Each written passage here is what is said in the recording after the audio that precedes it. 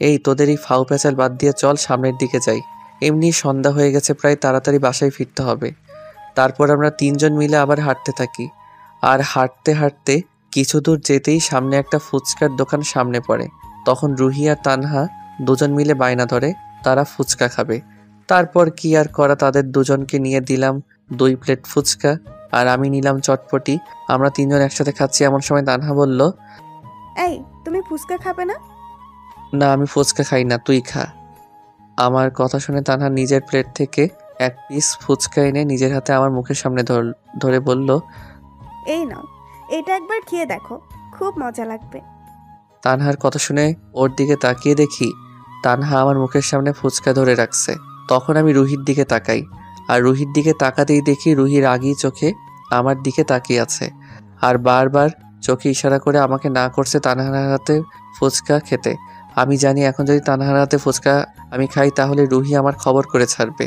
তখন আমি বললাম, তানহা আমি তো ফুচকা খাই না, ফুচকা খেলে আমার পেট খারাপ হয়, তুই খা, আমি খাবো না। 1 পিস খেলে কারো পেট খারাপ হয় না। প্লিজ প্লিজ আমার হাতে 1 পিস খাও। যদি না খাও তাহলে ভাববো তুমি আমাকে আপন মনে করো না, তাই আমার হাতে খেতে তোমার ঘৃণা লাগছে।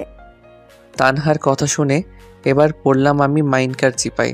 সরাসরি পারছি না তানহাকে না করতে, তাহলে ও আবার মন খারাপ করবে। অন্যদিকে রুহির দিকে তাকাতেই রুহির আগে চোখ লাল করে বারবার ইশারা করছে না খাওয়ার জন্য। তখন এক প্রকার বাধ্য হয়ে চোখটা বন্ধ করে আমি হাঁ করলাম।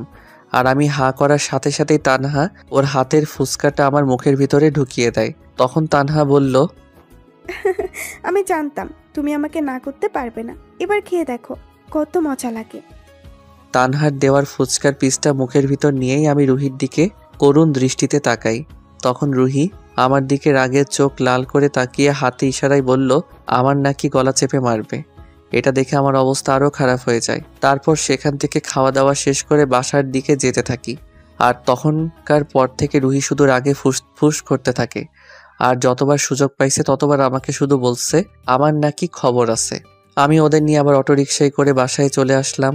আর আসার পথে অটোরিকশার মাঝে যে কতগুলো চিমটি রুহির খাইছি তার কোনো হিসাব নাই। বাসায় আসার পর রুহি ওদের বাসায় চলে যায় আর তানহা চলে যায় ওর রুমে। আমি নিজের রুমে গিয়ে ফ্রেশ হয়ে বিছানায় শুয়ে পড়ি। শুয়ার কতক্ষণের মাঝে আমি ঘুমিয়ে পড়ি, কিন্তু বেশিক্ষণ আর ঘুমাতে পারি নাই, কারণ হঠাৎ মনে হলো কে যেন আমার ঘুমের মাঝে গলা চেপে ধরছে। এদিকে আমার প্রায় নিঃশ্বাস বন্ধ হবার উপক্রম, আর আমি চোখ মেলে তাকাতেই দেখি রুহি আমার পাশে বসে 2 হাত দিয়ে আমার গলা চেপে ধরছে আর আমার দিকে এমনভাবে রাগী চোখে তাকিয়ে আছে যেন আজকে আমাকে খুন করে শান্তি হবে। তখন আমি কোনোভাবে রুহির কাছ থেকে নিজেকে ছাড়িয়ে একটু দূরে সরে বসি। তারপর ভালো মতো কয়েকবার নিঃশ্বাস নিয়ে আমি রুহিকে বললাম, ওই তুই কি পাগল হয়ে গেলি নাকি যে ঘুমের মাঝে কেউ এমন করে গলা চেপে ধরে? এখন যদি মরে যেতাম তাহলে কি হতো? আমার কথা শুনে রুহি মনে হয় আরো বেশি রেগে গেছে। তখন রুহি আমাকে বলল, হ্যাঁ আমি পাগল হয়ে গেছি। তুই আমার সামনে অন্য মেয়ের হাতে ফুচকা খাবি আর আমি বসে বসে দেখবো, তাই না? আজ তোকে নিজের হাতে খুন করব আমি, তারপর নিজেকে শেষ করে দিব। রুহির এমন রাগ দেখে আমি অবাক হয়ে যাই। সামান্য একটা বিষয় নিয়ে কেউ এত রাগ করে এটা আমার জানা ছিল না। তখন আমি বললাম, আচ্ছা রুহি, এই সামান্য একটা বিষয় নিয়ে তুই এমন পাগলামি করছিস কেন? আর আমি কি ইচ্ছে করে খাইছি নাকি? তানহা আমাকে জোর করছে তাই তো খাইছি। আর তখন তুইও তো আমার সামনে ছিলি, তাহলে এখন এমন করছিস কেন? ও জোর করলো আর তাই তুই খাইছিস কেন? আমি তোকে বারবার ইশারায় মানা করছিলাম, সেটা তুই দেখিসনি? আমি যদি তোর সাথে একটু দুষ্টুমি করি তাহলে তুই আমাকে ধমক দিস, তাহলে তখন তানহাকে ধমক দিলি না কেন? নাকি ওকে ধমক দিলে তোর জলে? আচ্ছা রুহি, তুই একটু শান্ত হ। দেখ, তানহা আমাকে নিজের ভাই মনে করে, আর আমিও তানহাকে নিজের ছোট বোন মনে করি। তার চাইতে বেশি কিছু ভাবি না। এখন প্লিজ তুই আর এই বিষয়টা নিয়ে নিজে মাথা গরম করিস না। শান্তভাবে বললাম ওকে বোঝানোর জন্য। আসছে আমার ভাইওয়ালা। তুমি যাকে বোন মনে করে বসে আছো সে তোমাকে নিয়ে অন্য কিছু ভাবতেছে, সেটা কি তোমার মাথায় দিয়ে ঢুকে না? অন্য কিছু মানে?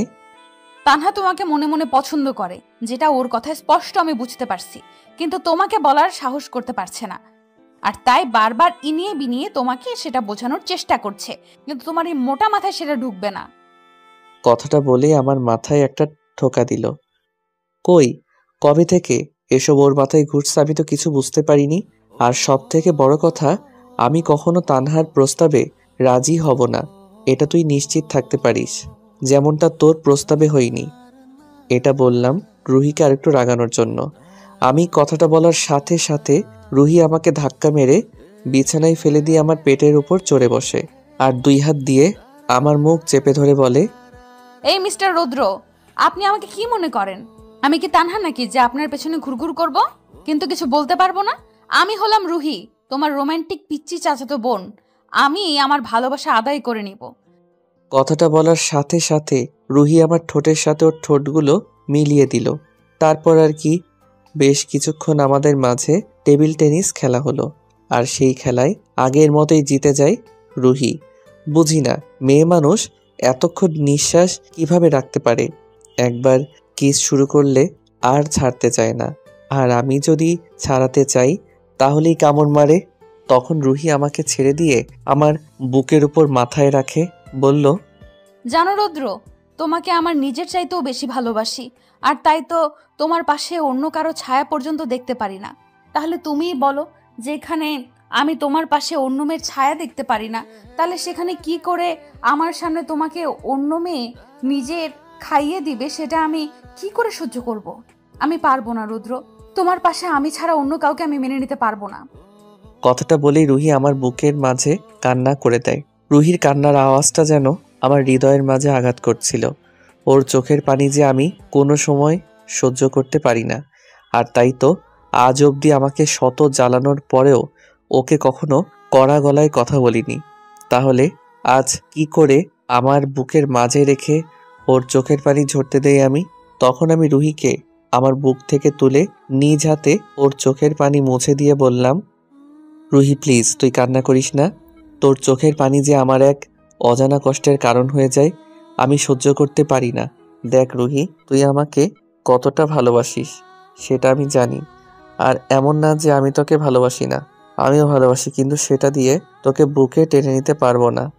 কারণ আমি কখনো তোর আব্বু আম্মুকে কষ্ট দিতে পারবো না, কারণ তারা আমাকে অনেক ভালোবাসে, বিশ্বাস করে। তাদের এই ভালোবাসা আর বিশ্বাসের কাছে যে তোর প্রতি আমার ভালোবাসাটা বড় অসহায় করে দিচ্ছে। কথাটা বলেই আমি মাথাটা নিচু করে ফেলি।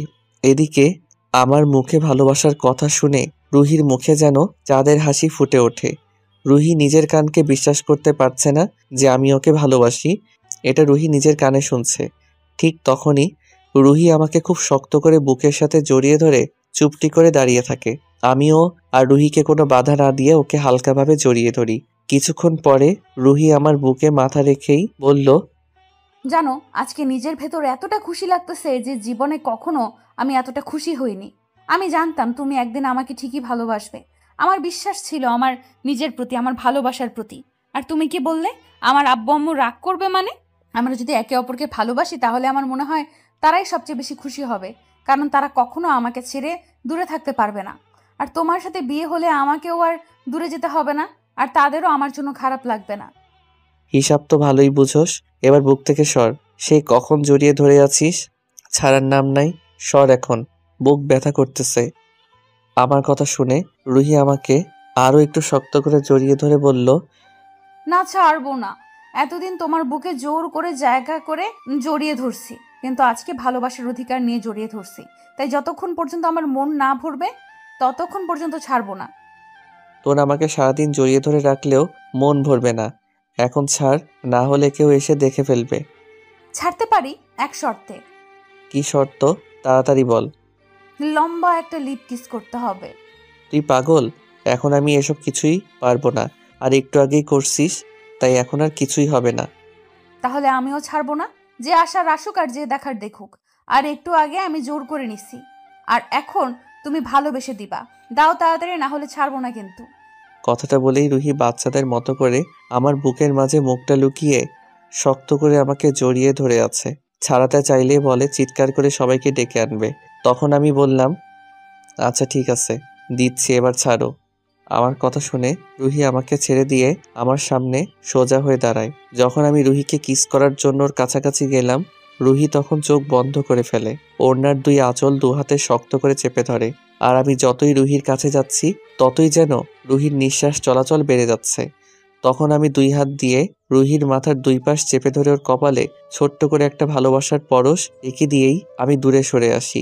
তারপর কিছুক্ষণ চোখ বন্ধ করে থেকে পরে চোখ খুলে দেখে আমি দূরে দাঁড়িয়ে আছি। তখন রুহি বলল, আমি এটা বলিনি, আমি যেটা চাই ওটা দাও। এখন কিছুই হবে না, আর একসাথে বেশি খাইলে মুখ পুড়ে যাবে। এখন যা, পরে দিব। সত্যি বলছো তো? যা এখন।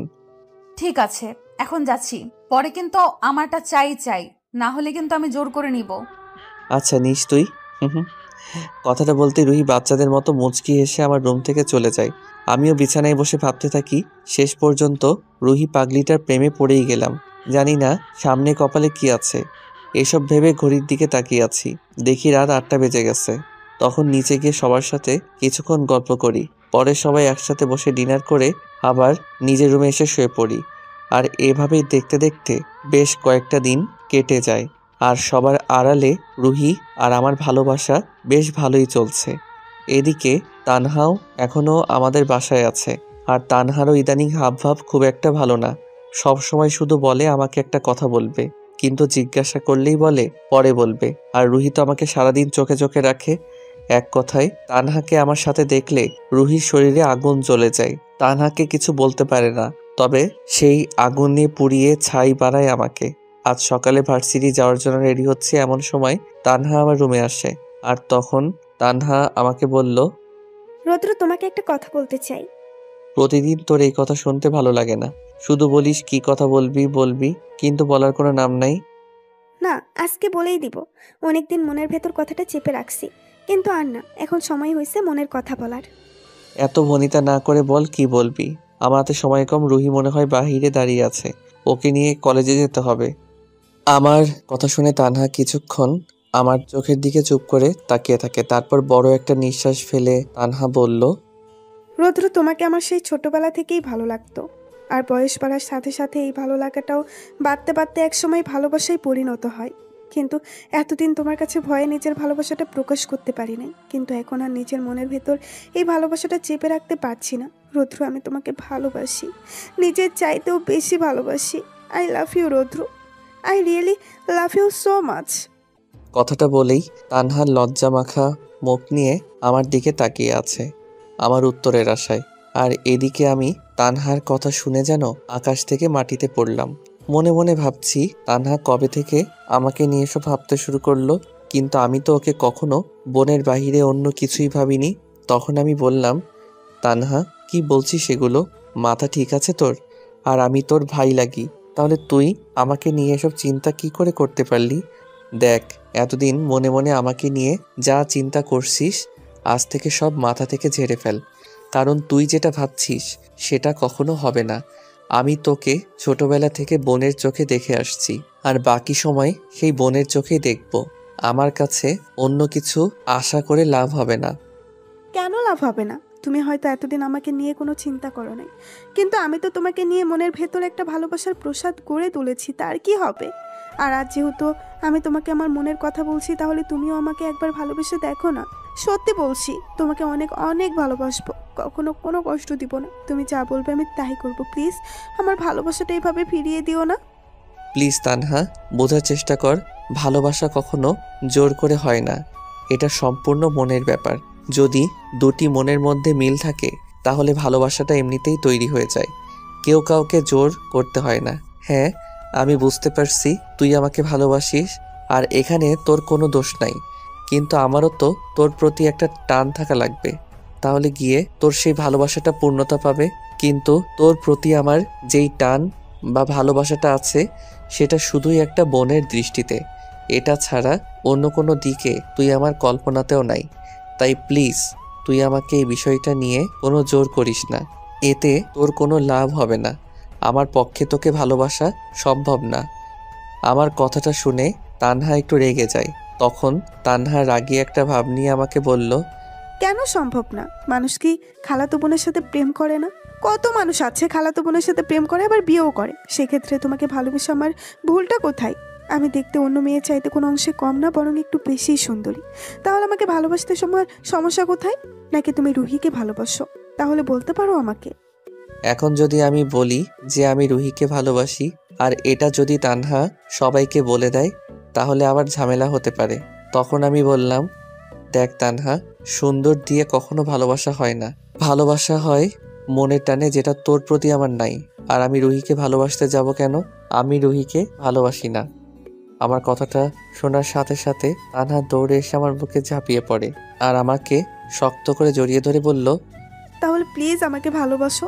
তোমার বুকে আমাকে একটু জায়গা দাও। বিশ্বাস করো, তোমাকে আমি অনেক ভালোবাসি। আর একবার শুধু আমাকে ভালোবাসার চেষ্টা করে দেখো, তাহলে আমার ভালোবাসা দিয়ে তোমার ভালোবাসাটা আমি ঠিক আদায় করে নিব। প্লিজ রৌদ্র, আমার ভালোবাসাটা ফিরিয়ে দিও না। তোমার ভালোবাসা পাওয়ার জন্য আমি সব করতে রাজি আছি।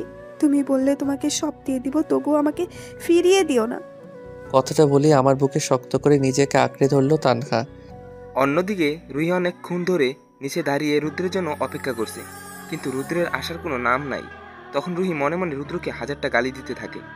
রুদ্রের রুমের দিকে যেতে থাকে, কিন্তু রুহি কল্পনাও করতে পারে নাই তার জন্য অনেক বড় একটা সারপ্রাইজ অপেক্ষা করছে।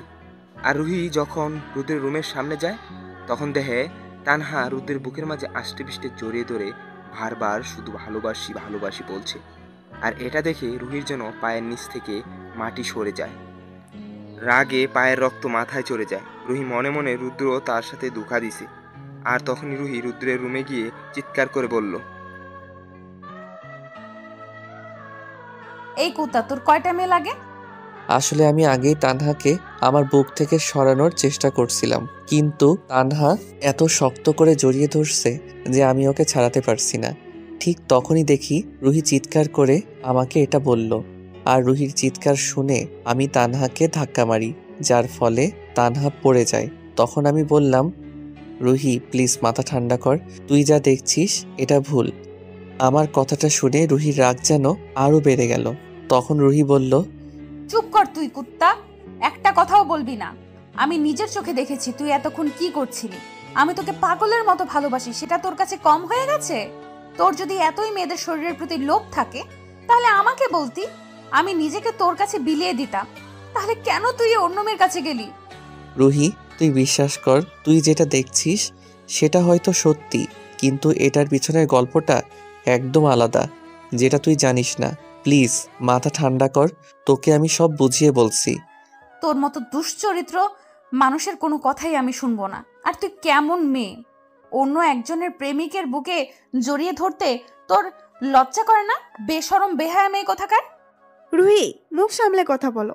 কে তোমার প্রেমিক হয়? রৌদ্র তো আমাকে নিজের মুখে বলেছে ও তোমাকে ভালোবাসে না, তাহলে ও আবার তোমার প্রেমিক হয় কি করে? তানহার কথাটা শুনেই রুহির মুখটা মলিন হয়ে যায়। চাঁদের মতো সুন্দর মুখটা যেন মুহূর্তেই রাতের আধারে মিলিয়ে যায়। নিজের অজান্তেই রুহির চোখ দিয়ে পানি চলে আসে। তখন রুহি কান্না ঝরানো কণ্ঠে বলল, এতদিন পর্যন্ত তোমাকে পাগলের মতো ভালোবেসেও আজ তুমি অন্য একটা মেয়ের সামনে আমার ভালোবাসাটা অস্বীকার করতে পারলে? আর কেনই বা পারবে না? তুমি তো কখনো আমাকে ভালোই বাসুনি। আমি সব সময় তোমাকে জোর করছি, বিভিন্ন বিষয় নিয়ে তোমাকে জ্বালিয়েছি। কলেজে গেলে সব সময় চোখে চোখে রাখছি, যেন আমার ভালোবাসার ওপর কারোর নজর না লাগে। তোমার কখন কি লাগবে সব কিছু করার চেষ্টা করছি, কিন্তু আজ দিন শেষে আমি শূন্য। তোমার ভালোবাসা আমার কপালে মেলে নাই। আর কখনো তোমাকে জ্বালাবো না, এই মুখে আর কখনো তোমাকে ভালোবাসি বলবো না। তোমাকে আর কখনো আমার এই মুখটা দেখতে হবে না। তুমি ভালো থেকো তোমার ভালোবাসা নিয়ে, আমি না হয় আমার হেরে যাওয়া ভালোবাসাটা নিয়ে হারিয়ে যাব। চোখের পানিগুলো ছেড়ে দিয়ে বলল। কথা বলেই রুহি কাঁদতে কাঁদতে আমার রুম থেকে চলে যায়। আমি যে ওকে কিছু বলবো সেই সুযোগটাও পর্যন্ত আমাকে দেয়নি। তানহার প্রতি এত রাগ হচ্ছে যে নিজেকে সামলে রাখতে পারছি না। আর তখনই তানহাকে ঠাস করে একটা চড় মারি। তানহা আমার চড় খেয়ে মাথা নিচু করে দাঁড়িয়ে থাকে। তখন আমি বললাম, আজ শুধু তোর জন্য এত কিছু হয়েছে। তুই যদি আমাকে এভাবে জড়িয়ে না ধরতি, তাহলে এখন এত কিছু হতো না। আর হ্যাঁ, তোকে বলছি, আমি রুহিকে ভালোবাসি, আর তোর জন্য যদি রুহির কিছু হয় তাহলে তোর খবর আছে। আমি জানতাম না রুহি তোমাকে এতটা ভালোবাসে। যদি জানতাম তাহলে কখনোই তোমাকে নিজের মনের কথা বলতাম না। এখন আমাকে কথা বলার জন্য সামনে অনেক সময় পাবে। আগে রুহির খবর নাও, রাগে না কিছু করে বসে। তানহার কথা শুনেই আমি দৌড়ে রুহিদের বাসায় চলে আসি, সাথে তানহাও আসে। আর আমি গিয়ে দেখি চাচি রুহির দরজা ধাক্কাচ্ছে আর রুহিকে ডাকছে। তখন আমি বললাম, চাচি, রুহির কি হয়েছে? রুদ্র, রোহিতা তোমার সাথে কলেজে যাবে বলে বাসা থেকে বের হয়েছে, কিন্তু হঠাৎ দেখি কান্না করতে করতে দৌড়ে আবার বাসায় চলে আসে আর নিজের রুমে গিয়ে দরজা বন্ধ করে দেয়। সে কখন থেকে ডাকছে কিন্তু দরজা খুলছে না। চাচির কথা শুনে আমার মনের ভিতরে ভয়টা আরও জেঁকে বসে, কারণ রুহি এমনিতেই অনেক রাগী। জানি না আবার রাগের মাথায় কি করে বসে। তখন আমরা সবাই মিলে রুহিকে ডাকতে থাকি দরজা খোলার জন্য, কিন্তু রুহি কোনো সাড়া দিচ্ছে না। আর ঠিক তখনই রুহির রুম থেকে একটা চিৎকারের আওয়াজ আসে। এটা শুনে নিজেকে আর ঠিক রাখতে না পেরে রুহির রুমের দরজা ভেঙে ফেলি। আর রুমের ভিতর গিয়ে যা দেখি, এটা দেখার জন্য মোটেও প্রস্তুত ছিলাম না। কারণ রুমে গিয়ে দেখি রুহি নিজের হাত কেটে ফেলছে আর রক্তে পুরা ফ্লোর ভিজে গেছে। রুহির এমন অবস্থা দেখে চাচি চিৎকার করে কান্না করে দেয়। এর ভিতর আমার আম্মুও রুহির রুমে চলে আসে। আমি দৌড়ে গিয়ে রুহির হাতের কাটা জায়গাটা চেপে ধরি আর একটা কাপড় দিয়ে পেঁচিয়ে কোলে তুলে নেই হাসপাতালে নেওয়ার জন্য। রুহিকে যখন কোলে তুলি তার আগে রুহি শুধু একটা কথা বলে, খুব ভালোবাসি রুদ্র, তোমাকে ছাড়া বাঁচবো না। কথাটা বলেই রুহি অজ্ঞান হয়ে যায়। তারপর তাড়াতাড়ি আমরা রুহিকে নিয়ে হাসপাতালে চলে আসি। এর ভিতর আমার আব্বু আম্মু, রুহির আব্বু আম্মু সবাই চলে আসে। রুহিকে চিকিৎসা করার জন্য ডাক্তার ওকে নিয়ে যায়। আমরা সবাই বাইরে দাঁড়িয়ে ওর জন্য অপেক্ষা করতে থাকি। তখন আম্মু এসে সব কিছু জানতে চায়, আমাদের মাঝে কি হয়েছে, কেন রুহি এমন কাজ করলো। আম্মুর কথা শুনে তানহা আম্মুকে সব বুঝিয়ে বলে। আর 1 ঘন্টা পরে ডাক্তার এসে বলল, রোগীর হাত বেশ খানিকটা কেটে যাওয়ার ফলে শরীর থেকে অনেক রক্ত বের হয়ে যায়। আমরা ক্ষতস্থানে ড্রেসিং করে দিছি। বেশ চিন্তা আর কিছু নাই, একটু খেয়াল রাখলেই হবে। রোগী এখন ঘুমাচ্ছে, ঘুম থেকে উঠলেই দেখা করতে পারবেন। কথাটা বলেই ডাক্তার চলে যায়। আর পরিবারের সবাই মিলে রুহি রুমে গিয়ে অপেক্ষা করতে থাকে কখনো জেগে ওঠে। আর আমি বাহিরে বসে মনে মনে আল্লাহকে ডাকতে থাকি। এইভাবে প্রায় 2 ঘন্টা পরে রুহি ঘুম থেকে উঠে দেখে সবাই ওর পাশে বসে আছে, শুধু আমি নাই। এটা দেখে রুহির মনটা খারাপ হয়ে যায়। তখন আমার আম্মু রুহির মাথায় হাত বুলিয়ে দিয়ে বলল, রুহিমা, তোকে ছোটবেলা থেকে আমরা কত আদর দিয়ে বড় করছি, যখন যা চাইছিস দিছি, তাহলে আজ কেন আমাদের কিছু না বলে এমন করতে গেলি? বল তোর কি চাই? আমার কিছু লাগবে না। তোমরা কেন আমাকে বাঁচাতে গেলে? আমি মরতে চাই, আমাকে তোমরা মেরে ফেলো। তোকে তো সে ছোটবেলা থেকে আমার ছেলে রৌদ্রের বউ হিসেবে নিব বলে ভাবছিলাম। তাহলে তুই যদি মরে যাস তাহলে আমার ছেলেটার কি হবে? ও তো বিয়ের আগেই বিধবা হয়ে যাবে। আম্মুর মুখে এমন কথা শুনে রুহির অনেক আনন্দ লাগে, কিন্তু মুখে এটা প্রকাশ করে না। তখন রুহি বলল, আমাকে তোমার ছেলের বউ বানাতে হবে না। সে আমাকে ভালোবাসে না, সে তো অন্য কাউকে ভালোবাসে। রুহির এমন কথা শুনে তানহা বলল, রুহি, তুমি রৌদ্রকে ভুল বুঝছো না। রৌদ্র তোমাকেই ভালোবাসে। আর তখন তুমি যা দেখছো তখন সবটাই আমার দোষ ছিল। আর সত্যি বলছি, তুমি যে রৌদ্রকে এত ভালোবাসো এটা আমি জানতাম না। জানলে কখনোই এমনটা বলতাম না। আর তোমার এই হিরোর মতো জামাই দেখলে যে কেউ প্রেম করতে চাইবে। তাহলে আমার দোষ কোথায়? তাই বলি কি, তাড়াতাড়ি বিয়ে করে নাও, না হলে অন্য কেউ এসে নিয়ে যাবে। তানহার ও সবার কথা শুনে রুহি আসল বিষয়টা বুঝতে পারে। তখন রুহি সবার সামনেই বলল, ওই আমার জামাই কই? রুহির কথা শুনে সবাই একসাথে হেসে ওঠে। তখন আমার আম্মু বলল, আরে পাগলি, জামাই তো এখনো হয়নি, আগে বিয়ে কর, পরে জামাই বলে ডাকিস। আর রৌদ্র বাহিরে বসে তোর জন্য চিন্তা করছে, তোর ভয়ে ভিতরে আসছে না। তাহলে আমি কালকেই বিয়ে করব। তোমরা বিয়ের ব্যবস্থা করো। আর এখন তোমরা সবাই বাইরে গিয়ে আমার জামাইকে পাঠিয়ে দাও ভেতরে, ওর সাথে আমার হিসেব আছে। রুহির কথা শুনে সবাই হাসতে হাসতে রুমের বাহিরে চলে আসে। আমি বাহিরে একটা টেবিলে মাথাটা নিচু করে বসে আছি। এমন সময় তানহা আমাকে বলল, এই যে স্যার, ভেতরে যান, আপনার বউ আপনাকে ডাকছে। বউ মানে? সেটা গেলেই বুঝবে, আর দেরি করলে কপালে শনি আছে। কথাটা বলেই তানহা চলে যায়। আমিও উঠে রুহির রুমের ভিতরে যাই। আমি রুমে গিয়ে দেখি রুহি উল্টা ফিরে শুয়ে আছে। তখন আমি ওর পাশে গিয়ে ওর মাথায় হাত দিতে রুহি আমার হাতটা ঝাড়ি মেরে ফেলে দেয়। তখন আমি বললাম, রুহি প্লিজ আমাকে মাফ করে দে, আর কখনো এমন করব না। তোর কিছু হলে যে আমি নিজেকে ক্ষমা করতে পারবো না, কারণ আমি যে তোমাকে অনেক ভালোবাসি। আমার কথা শুনেই রুহি শুয়ে থেকে ওঠে, আমাকে জড়িয়ে ধরে। আমিও তখন রুহিকে জড়িয়ে ধরি। তখন রুহি বলল, আমাকে আর কখনো কষ্ট দিলে তোমার খবর আছে বলে দিলাম, আর কখনো কোনো মেয়ের দিকে তাকালে খবর আছে।